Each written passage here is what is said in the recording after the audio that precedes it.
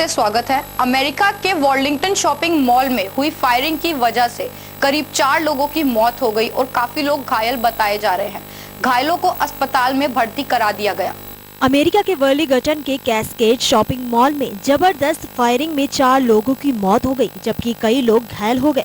घायलों को अस्पताल में भर्ती कराया गया है। यह जगह उत्तरी सिएटल के करीब 105 किलोमीटर की दूरी पर है। मौके पर पहुंची पुलिस ने इलाके को सील कर दिया है।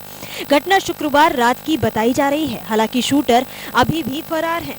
पुलिस के मुताबिक शूटर लैटिन अमेरिकी है और उसने ग्रे रंग के कपड़े धारण कर रखे थे।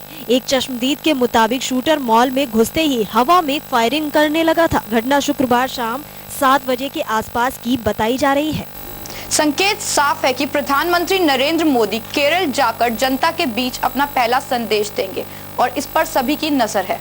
उरी में सैन्य अड्डे पर आतंकी हमले के बाद भाजपा कार्यकर्ताओं में भारतीय प्रतिक्रिया व कार्रवाई पर उठे सवालों के बीच भाजपा अध्यक्ष अमित शाह ने सतर्क किया है कि सरकार में होने के बाद व्यवहार में ज्यादा सावधानी होनी चाहिए, बयान से ज्यादा काम पर ध्यान देना चाहिए। संकेत साफ है कि शनिवार को केरल से खुद जनता के बीच जाकर प्रधानमंत्री नरेंद्र मोदी ही पहला संदेश देंगे और इसके बाद ही रविवार को पार्टी अपने राजनीतिक प्रस्ताव में उसी लाइन को आगे बढ़ाएगी। यही कारण है कि शुक्रवार को पदाधिकारियों की बैठक में ही शाह ने राष्ट्रीय सुरक्षा की बात तो की, लेकिन उरी हमले पर ज्यादा कहने से बचे।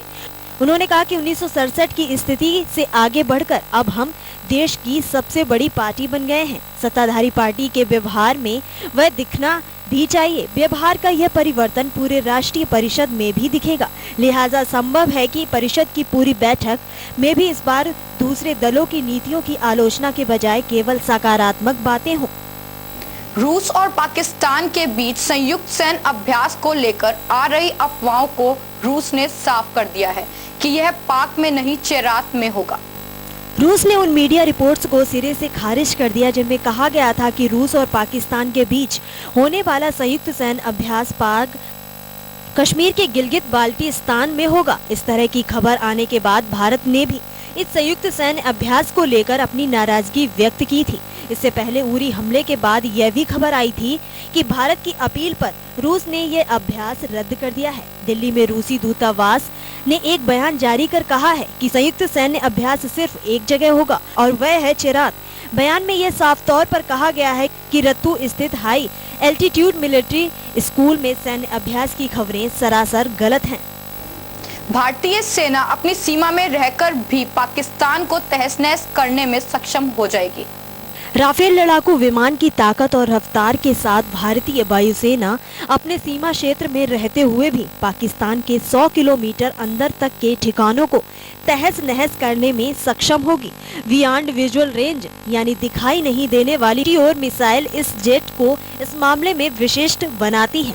इतना ही नहीं, भारत को मिल रहे राफेल जेट में से 75% हर समय युद्ध के लिए पूरी तरह से लैस और तैयार रहेंगे। फ्रांस के साथ समझौते में यह प्रावधान है कि राफेल के 36 में से 27 विमान पूरी तरह युद्ध की क्षमता से लैस होकर मिलेंगे और यह किसी भी वक्त धावा बोलने को तैयार रहेंगे।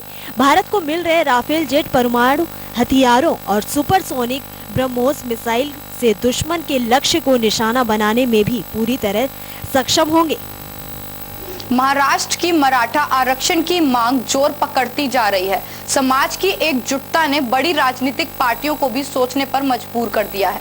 मराठा क्रांति मोर्चा के मौन प्रदर्शनों ने महाराष्ट्र की राजनीति गरमा दी है। आंदोलन का औपचारिक तौर पर कोई नेता नहीं है, लेकिन समाज की एकजुटता ने राज्य में बड़ी राजनीतिक पार्टियों को सोचने पर मजबूर कर दिया है। अकोला, नांदेड़, बीड़, उस्मानाबाद, औरंगाबाद, जलगांव और जालना में ऐसे ही मौन प्रदर्शन हो चुके हैं। आंदोलन पूरे राज्य में फैल रहा है।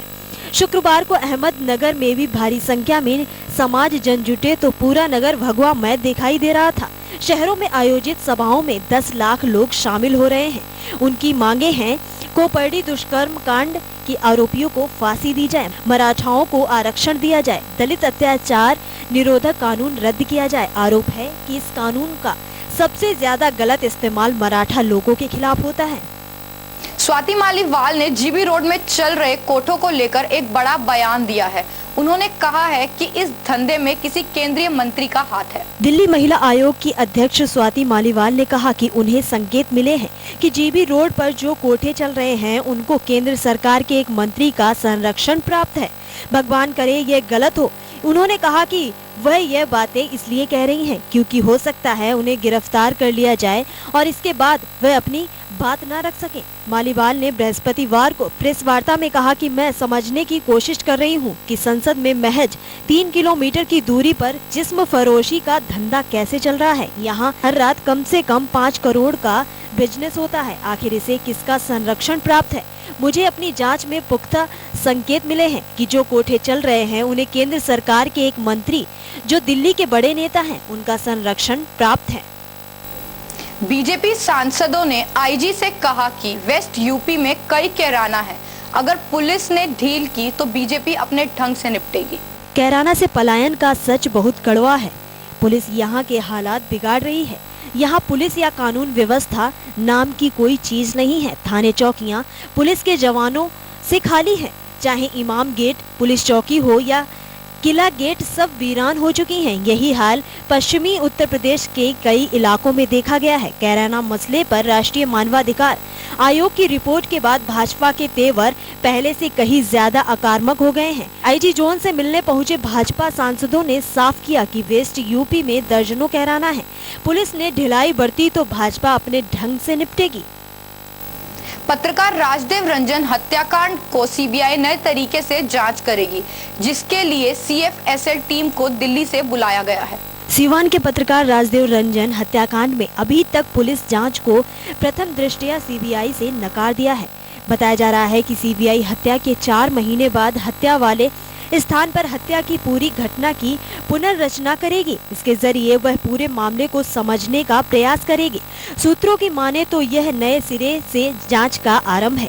इसके लिए दिल्ली से सीएफएसएल की टीम को सिवान बुलाया जा रहा है। बताया जा रहा है कि इस बीच सीबीआई की टीम ने हत्याकांड के फरार अभियुक्त व शार्प शूटर मोहम्मद जावेद की गिरफ्तारी के प्रयास तेज कर दिए हैं। मोहम्मद जावेद की गिरफ्तारी के लिए शुक्रवार उसके संभावित ठिकानों को खंगाला गया। उसके कई रिश्तेदारों से भी पूछताछ की गई। फिलहाल जावेद का कोई सुराग नहीं मिल सका है। पुलिस के सामने नदी के बीच पेड़ पे फंसी लाश को लेकर 2 थानों की पुलिस आपस में भिड़ती रही और सिपाही खड़ा होकर वीडियो बनाता रहा। 2 थानों के पुलिस के सामने इंसानी शव के साथ ऐसा सुलूक हुआ जिसे देख इंसानियत भी कराह उठी। नदी के बीच पेड़ में फंसे शव को निकालने 2 थानों के पुलिस के बीच घंटों रार छिड़ी रही। शव हर गांव पुलिस की सीमा में होना तय हुआ तो ग्रामीणों को बुलाकर पुलिस ने शव बाहर निकलवाया। नदी के किनारे शव को पुलिस के निर्देश पर युवक काफी दूर तक घसीटता हुआ ले गया। हर गांव में करीब 3 दिन पहले एक युवक ने सरायन नदी में छलांग लगा दी थी, जिसका शव गुरुवार को हर गांव के सदुवापुर गांव के निकट नदी के पेड़ की डाल पर फंसा दिखाई दिया। स्थानीय लोगों ने शव मिलने की सूचना पर थाने के एसआई मतीन खां, आरक्षी अरविंद कुमार चंदेल, होमगार्ड ओम प्रकाश व इमलिया सुल्तानपुर थाने की चौकी काजी कमालपुर प्रभारी राहुल शर्मा में हमराही पुलिस बल घटना स्थल पर पहुंचे। काफी देर तक चले सीमा विवाद के बाद घटना स्थल हरगांव थाना क्षेत्र में होना निर्धारित हुआ।